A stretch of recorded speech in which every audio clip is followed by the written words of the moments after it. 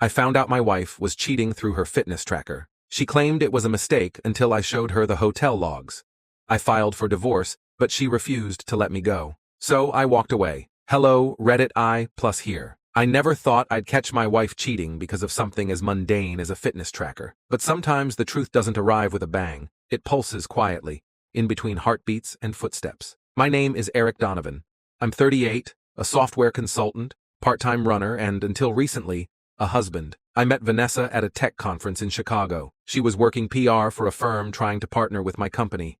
She was funny, vibrant, always the loudest laugh in the room, the kind of person who could light up any space. We dated for 10 months, moved in together after a year, married a year after that. Things felt right, at least, for a while. Vanessa got me into running. At first, it was her way of getting fit for our honeymoon, but she stuck with it and so did I. We even got matching fitness trackers, part couple goal, part accountability. It became our thing. We'd compare our steps at night, log runs on the app, even compete on calories burned. It was innocent fun, until it wasn't. The first clue. It started small. Vanessa began going on late-night runs. At first, I didn't question it. She said running helped her decompress after long work days, but it didn't sit right. Not because I thought she was cheating, but because it was out of character. Vanessa hated running at night, said it messed with her sleep. She used to tease people who ran in the dark, calling them sneaky joggers. Then came the work trips. She started traveling to New York more, 2-3 times a month, always last-minute conferences or client emergencies. Her company had just landed a major contract, so I chalked it up to the pressure. But the absences piled up. She'd come home exhausted, too tired for intimacy, and oddly distant. Her laughter wasn't as free anymore. It felt forced, like she was performing joy for my benefit. I told myself it was just stress, until one night, curiosity got the better of me. She was away on another business trip. I was home watching TV and my phone pinged. A notification from our fitness tracker app. Vanessa completed a workout. I tapped the app and pulled up the details. My stomach tightened. The workout wasn't a run. It was a high-intensity interval session, recorded around 11:38 p.m., in a hotel, at an address in Manhattan. The data was precise. Heart rate spikes, elevation, GPS pins, duration. She hadn't gone for a run. She had been active, very active, in a hotel room. I knew this because I recognized the pattern. The app even logged the exact floor level through barometric pressure. She was moving in short bursts, like someone pacing. The heart rate data spiked rapidly, plateaued, then dropped suddenly. It wasn't exercise. It was sex. Hotel logs don't lie. I did something I'm not proud of. I opened her laptop when she got home. It wasn't hard. She never changed the password. I searched her recent files. In the downloads folder, I found a PDF receipt for a Marriott in Midtown, the same address from the fitness app. She hadn't even tried to delete it. The receipt showed a 2-night stay, under her name, room service charges, a bottle of wine, and a second guest listed on the check-in log, Derek K. That name hit me like a punch. Derek was her regional VP, her boss. She'd mentioned him a few times casually, said he was all business and a bit intense. I'd even met him once at a corporate dinner. He shook my hand too long and didn't make eye contact with me once. I remember thinking he looked at Vanessa like she was dessert. I printed the hotel logs, the fitness app data, screenshots of text messages I'd recovered through a sync app she didn't know was still running on her iPad. Messages like, "Last night was incredible. I needed that. I miss your hands already. Eric suspects nothing, LOL. I wanted to vomit." The confrontation. I didn't shout when I confronted her. I didn't cry. I waited until she got home from one of her trips and laid everything on the dining table. "Before you start," I said, "just know I already know the truth." She looked down at the evidence, the hotel receipt, the screenshots, the fitness tracker data, and blinked rapidly. Her lips parted like she was about to lie, but then she went quiet. What is this?" she whispered. I didn't answer. She stared at the heart rate chart like it was a murder weapon. "It wasn't what it looks like," she said finally. "Derek, we just talked. It was emotional. I was lonely. It didn't mean anything." I laughed. She flinched. "Vanessa," I said calmly, "the tracker logs everything. You weren't exactly discreet. You synced your heartbeat to betrayal." She went pale. I handed her the divorce papers that same night, the divorce games. She didn't take it well.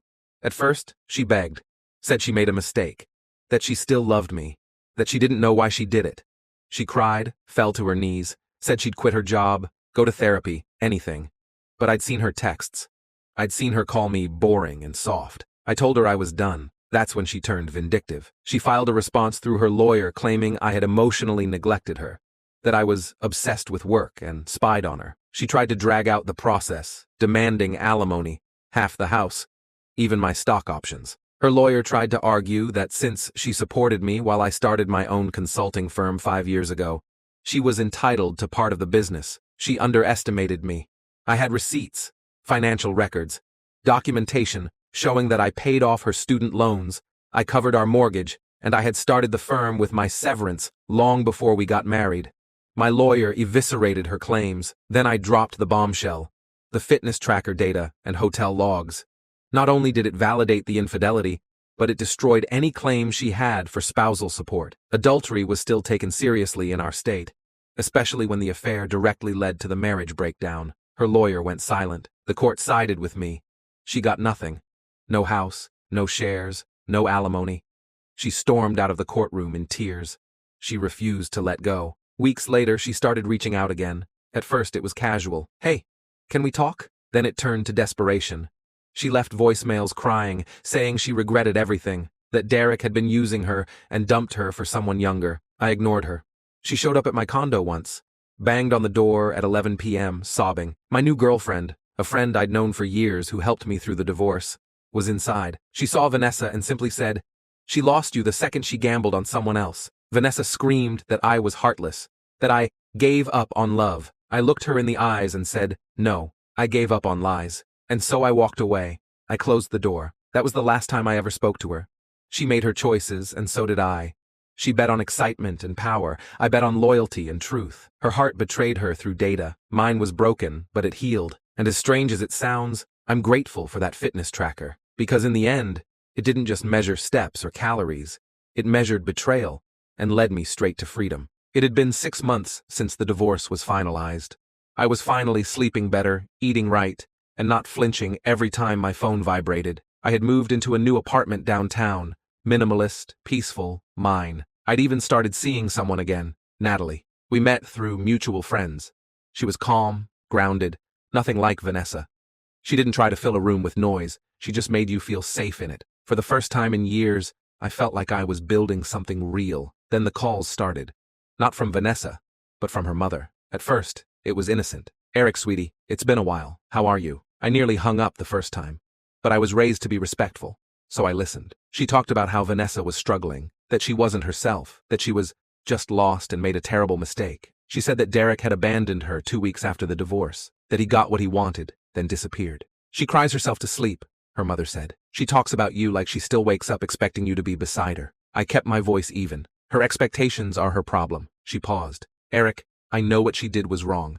But haven't you ever made a mistake you wished you could take back?" I smiled bitterly. "Of course. And I did take it back. That's why I divorced her." The Parent Trap days later, her father showed up. He was old school, a man of few words, but when he spoke, it carried weight. He asked if we could talk. I agreed, at a diner near my office. He didn't beat around the bush. "I didn't raise her to do what she did. I'll never defend it. But Eric, marriage is bigger than mistakes. It's about forgiveness, too." I sipped my coffee. "You're right," I said, "but marriage is also about respect. And once that's gone, forgiveness doesn't rebuild the house. It just gives squatters permission to live in the rubble." He looked at me long and hard. "She still loves you." I leaned forward. Then she should have thought of that before she got naked in a Marriott with her boss. That ended the conversation. The setup. The last straw came 2 weeks later. Vanessa's mom invited me to a family dinner. Said it was to honor her husband's birthday and that they'd love for me to stop by. I almost declined, but I thought maybe it would bring closure. Maybe I'd say my final goodbye and that would be the end of it. I walked in, and there she was, Vanessa, hair curled, dress perfect, makeup done like it was our anniversary, sitting there like a trapped memory. Everyone went quiet. Her mom smiled nervously. I figured if you two saw each other in person, maybe something would click again. Vanessa stood up slowly. "Eric, I'm sorry for all of it." I stared at her. "You staged a reconciliation dinner?" She nodded, eyes glassy. "I just wanted a chance to explain. I wasn't thinking straight. Derek, it was stupid. I thought he'd give me something you didn't.